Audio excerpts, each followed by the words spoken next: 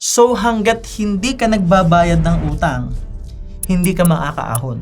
You have to learn how to keep your word. Tumupad ka sa usapan. Kung gusto mong umasenso, uunahin mo talaga ang pambayad mo sa utang. Part ng responsibility mong bayaran yan. Kasi yan ang mali ng marami. Kapag kumita ng konti, hindi, pararamihin ko muna para isang bigla ng bayad. No!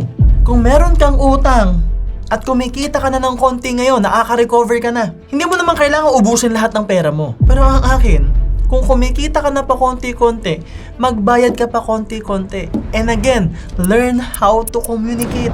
Sabihin mo yung totoong sitwasyon. At kung wala ka pang pambayad, matuto kang humarap. You have to have the balls to face your situation. Ang kapal ng mukha mo nung nangungutang ka. So ngayong hindi ka na makapagbayad, dapat lalo mong hinaharap yung problema mo. Ipakita mo yung sarili mo.